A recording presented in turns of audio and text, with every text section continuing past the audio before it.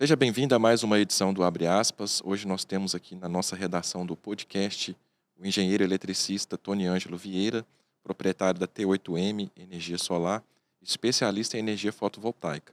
O Tony vem falar para a gente hoje sobre dicas de economia, como que a gente pode economizar com esse calorão aí. Não dá para ficar sem ar-condicionado, sem ventilador ligado e a conta acaba vindo mais cara, né, Tony? É complicado, né, esse calor todo aí.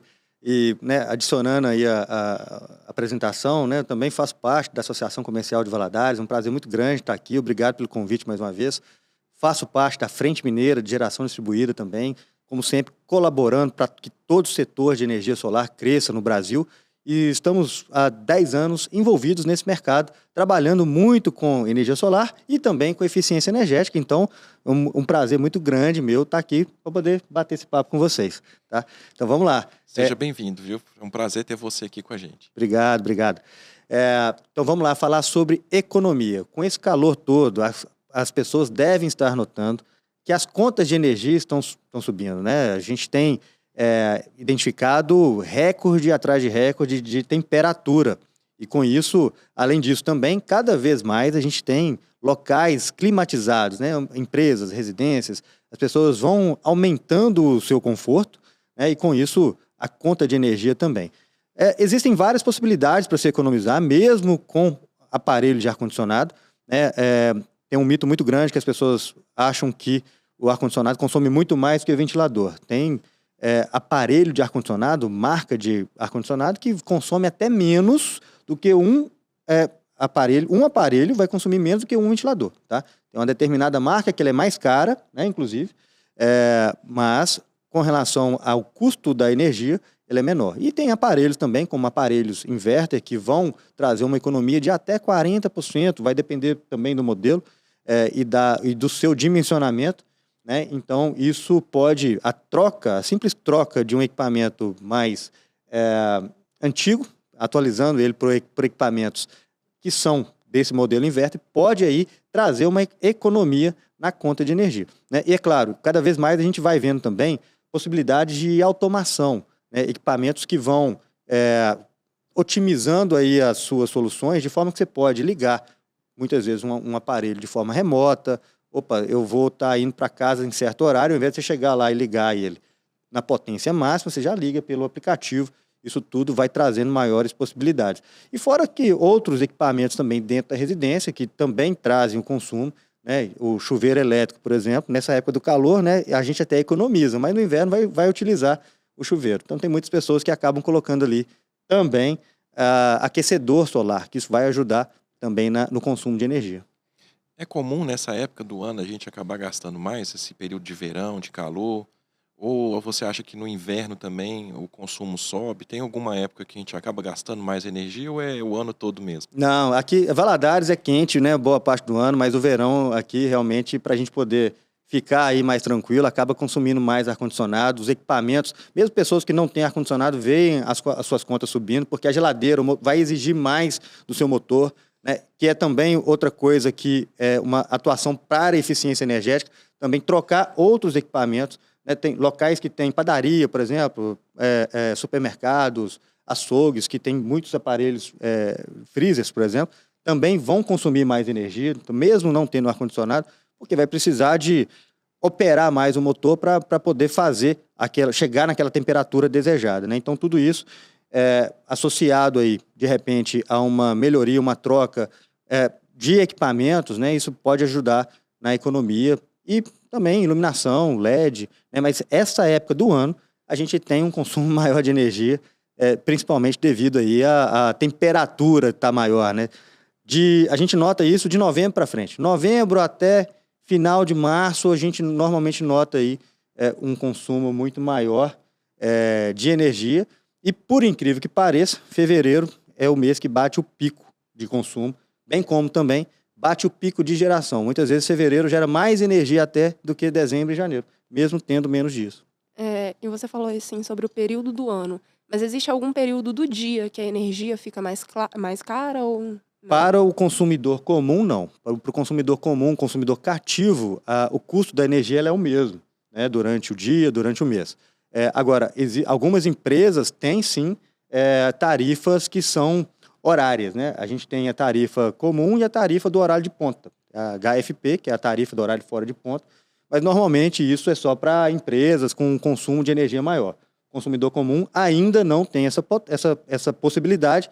É uma tendência da evolução do mercado de energia para que as pessoas possam cada vez mais estar adentrando aí ao mercado de livre contratação. A ANEEL vem abrindo essas possibilidades. Até há 2 anos atrás, por exemplo, empresas que consumiam aí 15 mil kWh não poderiam estar nesse mercado. Tá? Hoje, empresas que consomem 13 mil, 15 mil kWh já podem estar nesse mercado e aproveitar de uma tarifa mais barata durante o dia. E aí, a contrapartida é ter uma tarifa mais cara no horário de ponta, que normalmente é de 5 às 8 da noite. Tá? Mas para o consumidor residencial ainda não tem essa possibilidade. Uma pergunta, Tony. Às vezes eu escuto assim alguns amigos falando que toma banho gelado para economizar, liga o ventilador só de noite. E mesmo assim, a conta não baixa, continua vindo o mesmo valor. Você acha que isso pode ser o tipo de aparelho eletrodoméstico que ele está usando, o cabeamento da casa? Tem alguma solução para isso? Tem várias coisas, né? É importante, você falou agora aí uma característica que a gente vê muita instalação antiga, com cabo rígido e às vezes até uma instalação elétrica fora do padrão exigido pela NR10, que é a norma de segurança, né, de instalações elétricas, NBR 5410, tá, que é a norma de segurança da ABNT sobre instalações elétricas. E essas instalações fora do padrão, realmente elas podem provocar um consumo de energia maior. Tá? Cabos mal dimensionados, né, eles provocam um aquecimento. E existe, inclusive, riscos elétricos, riscos de incêndio, de curto, tá? Quando a gente tem aí esses equipamentos ou esses materiais elétricos com a sua vida útil ou com o seu dimensionamento já ultrapassado. Algo que você já deve ter visto, que não é correto se fazer, a pessoa fala assim, meu disjuntor está caindo, eu vou pegar um maior. Está errado, o disjuntor está ali para poder proteger o cabo. Se ele está caindo, tem algum motivo para isso. Então tem que se identificar o motivo. Pode ser temperatura, que o disjuntor é um dispositivo termomagnético. Então pode ser temperatura ou sobrecorrente, por exemplo, ou algum curto. Tá? Então tem que se identificar qual que é o problema para então ir atrás da solução apropriada. Mas com certeza isso pode ser um dos fatores que está fazendo com que a energia seja maior do que aquilo que se espera. Então tem que contratar um eletricista, um engenheiro eletricista especializado para poder fazer essa verificação correta. Tem lugares, por exemplo, que pode ter algum cabo rompido com aquela energia fugindo por terra. A gente já viu isso, por exemplo, em áreas rurais, é bem comum. O cara vai lá fazer uma cerca, corta o cabo, não percebeu na hora, e aí vai perceber depois na conta de energia, porque aquela energia está indo por terra, não tá tendo uso, está indo embora. Tá? É como se deixar uma torneira aberta. Né? Então pode sim acontecer, e tem ações para mitigar esses problemas, tá? Nos últimos anos a gente viu um aumento, né, na discussão sobre o uso da energia solar. Como é que ela contribui assim, para o uso residencial nessa economia? Pois então, é muito importante isso, tá? Obrigado por ter trazido essa informação. Quando eu comecei a trabalhar com energia solar, em 2014 para 2015, existiam 300 sistemas no Brasil inteiro. Hoje já são mais de 3 milhões de unidades consumidoras com energia solar em todo o país. Valadares é destaque na região. Tá? Tem, se eu não me engano, são mais de 3 mil sistemas instalados em Valadares. O primeiro sistema do leste de Minas Gerais foi instalado em Valadares, então sempre à frente, né, de outras cidades aqui da região. E a gente vê uma evolução muito legal, tanto nos equipamentos, quanto também no conhecimento das pessoas.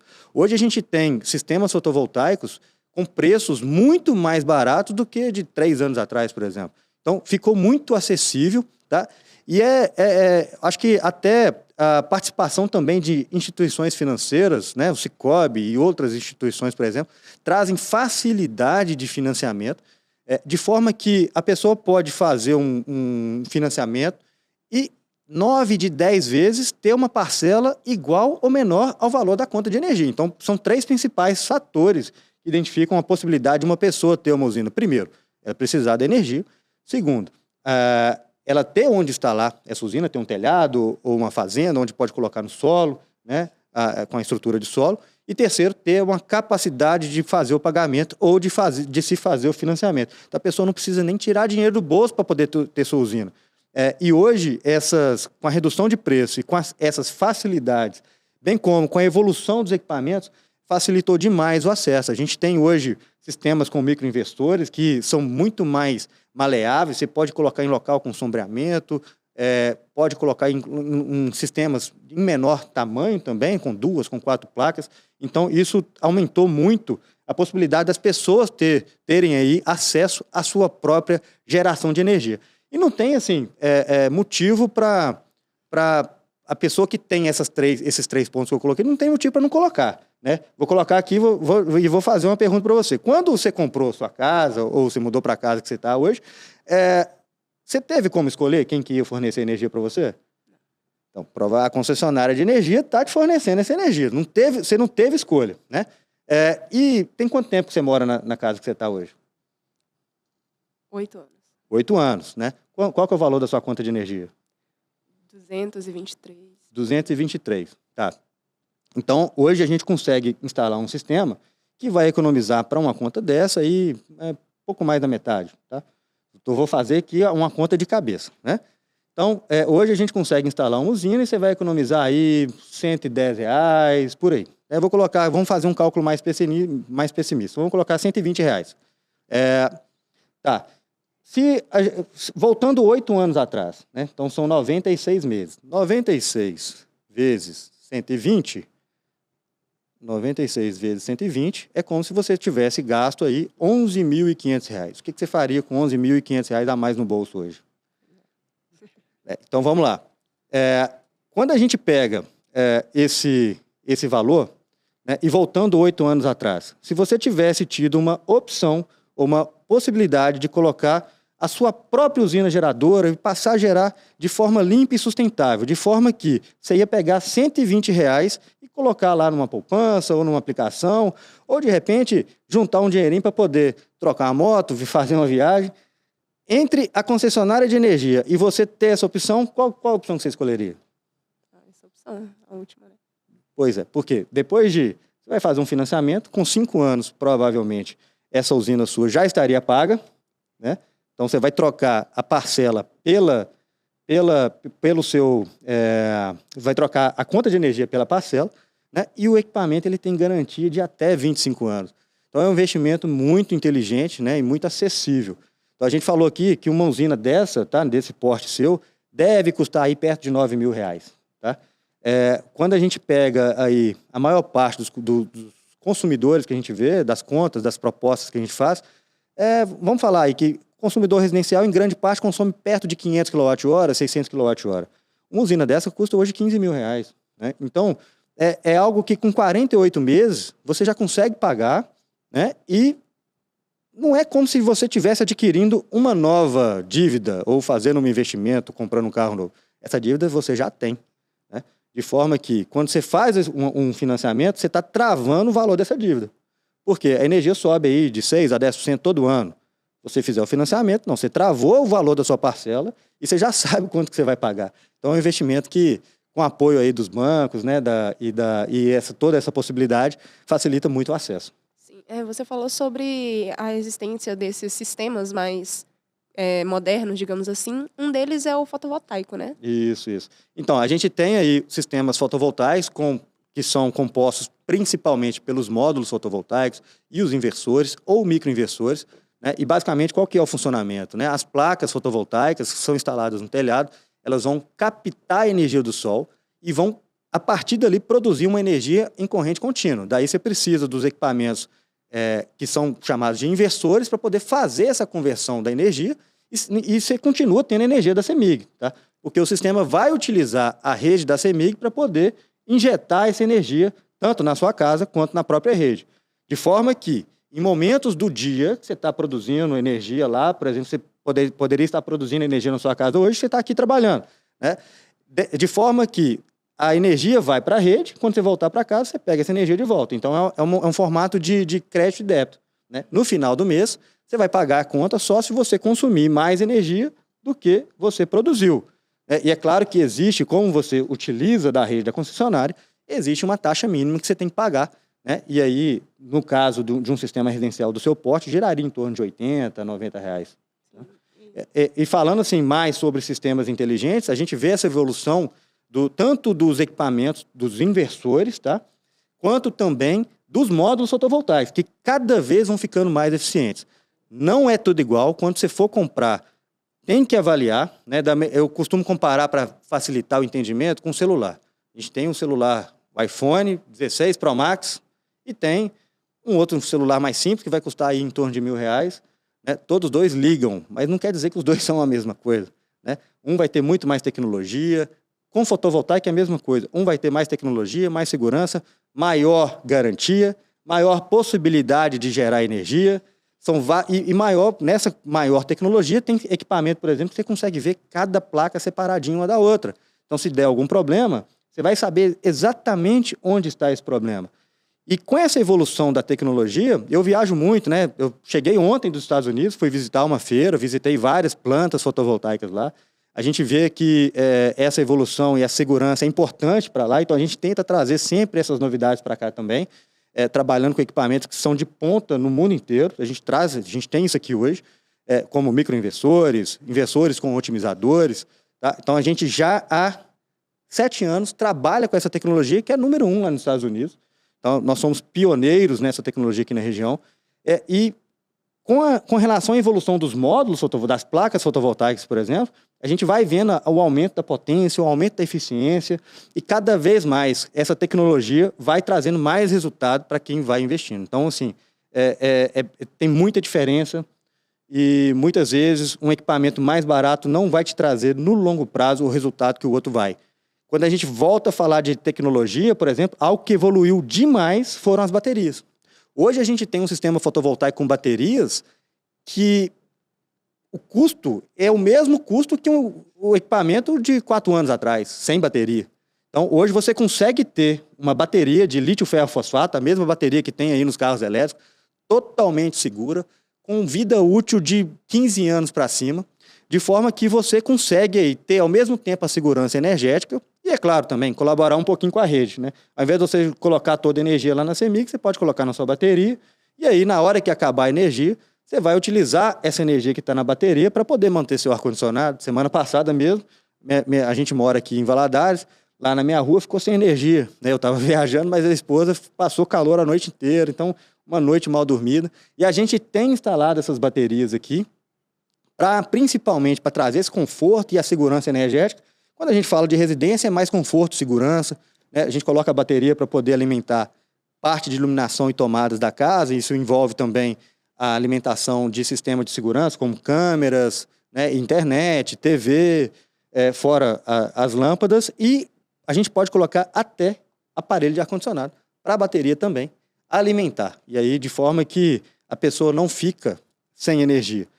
Essa bateria atrelada ao sistema fotovoltaico, dependendo da quantidade de equipamento que a gente colocar nela, a pessoa pode ter bateria ou energia de forma infinita. Por quê? Vai descarregar à noite, no outro dia, na hora que tiver sol, vai recarregar a bateria. No último ano, Tony, a gente observou o presidente Lula falando que o Brasil é uma potência energética. Né? Não só no setor fotovoltaico, mas em outros setores também. Como que isso coloca o Brasil num patamar diferente no mundo hoje? O Brasil ele tem boa parte da sua energia sendo produzida de forma renovável. Né? Cerca de 50% da energia produzida no Brasil provém de hidrelétricas. A gente tem pouco mais de 10% com energia eólica e aí mais de 10% também com energia fotovoltaica. Eu acho que deve estar beirando perto de 14% de toda a energia que é consumida no Brasil.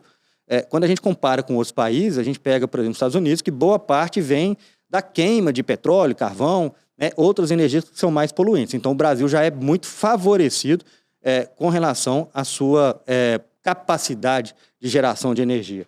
A gente, do setor das eólicas e do setor das fotovoltaicas, a gente enxerga, por exemplo, as hidrelétricas como grandes baterias do país, do setor de energia.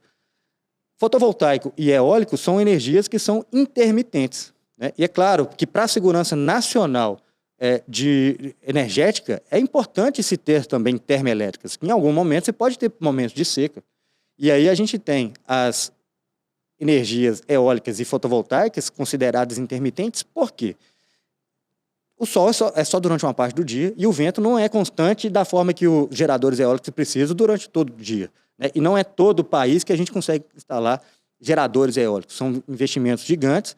né? E então a gente precisa deles e eles podem ser utilizados no momento que eles estiverem funcionando para poder salvar, guardar um pouquinho daquela energia que seria gerada pela hidrelétrica, né? E deixa aqui o cidadão gerar a própria energia elétrica a partir de sistemas fotovoltaicos, né? Que é um direito estabelecido pela Lei 14.300. Então a pessoa não precisa ter receio. É claro que é importante que se aprove um projeto, contrate uma empresa especializada para poder aprovar, um engenheiro que vai aprovar o seu projeto antes de comprar o equipamento, mas esses equipamentos, eles podem ser utilizados um complementando o outro. Então, o Brasil é muito favorecido, sim. Tem que se haver cada vez mais investimento, né? A gente tem uma coisa que foi registrada pela ONS essa semana, por exemplo, foi o pico, tem sido registrado pico atrás de pico de consumo de energia. Provavelmente muito devido aí ao calor excessivo que está em todo o país, né? E, claro, cada vez mais pessoas colocando aí aparelhos de ar-condicionado para conforto, né? Quando a gente, se pegar aí 10 anos atrás, andava pelo centro da cidade, quase não tinha loja com ar-condicionado. Hoje é difícil você ver uma loja sem ar-condicionado, né? Então, cada vez mais isso vai aumentando, escolas, faculdades, e propiciado mais conforto para toda a população. Verdade. A gente agradece, Tony, pela sua participação, pelo esclarecimento. Agradeço também a Kisla pela participação no podcast aí. Mais alguma dica? Por exemplo, já que eu não posso, talvez agora, já começar com a energia fotovoltaica na minha casa, tem algum eletrodoméstico que eu posso abolir para ver se eu economizo? Pois então, eu acho que a primeira coisa é a gente avaliar. Qual é o maior vilão dentro Vamos lá, da casa? eu vou te dar 3 dicas. Primeiro, você pode, mesmo não tendo possibilidade de ter energia solar ainda na sua casa, você pode economizar energia, tá? Existem aí os planos de energia por assinatura que vão te propiciar aí a possibilidade de economizar 15% de desconto, vai depender do valor da sua conta, tá? Então, ao invés de você pagar R$300, você pode pagar aí, fazer a conta de cabeça aqui, vai ser 250, alguma coisa perto disso. Vai depender do desconto que você vai pegar, né? Então, essa é uma possibilidade. A energia por assinatura, e tem várias empresas que fornecem isso, e é interessante até o momento que você tem a possibilidade de colocar a sua usina, tá? Porque com a sua usina você vai economizar de 50%, 60%, até 80%, 90%, dependendo do valor, é possível de se fazer, tá? Então, ponto 1 é avaliar essa possibilidade. Ponto 2, avaliar os equipamentos que você tem. De repente, tem uma possibilidade de você trocar um equipamento que está muito antigo, uma geladeira muito antiga, um ar-condicionado muito antigo, por outro equipamento, até um ventilador, né, muito antigo, por outro equipamento mais novo. Isso vai te favorecer aí na economia de energia. E o ponto 3 é avaliar aí como que está a sua instalação elétrica. É importante também. Como que está o seu quadro, os disjuntores e o cabeamento, se está de acordo como deveria ser. Legal. Muito obrigado, Tony, pela participação. A gente agradece bastante pela sua vinda aqui. E eu que agradeço. Kisla também, obrigado, viu? Nada, só mais um, né? Terminamos, né? Gente, esse foi mais um Abre Aspas, mais uma edição do nosso podcast. A gente volta na próxima semana com outro entrevistado e outro assunto.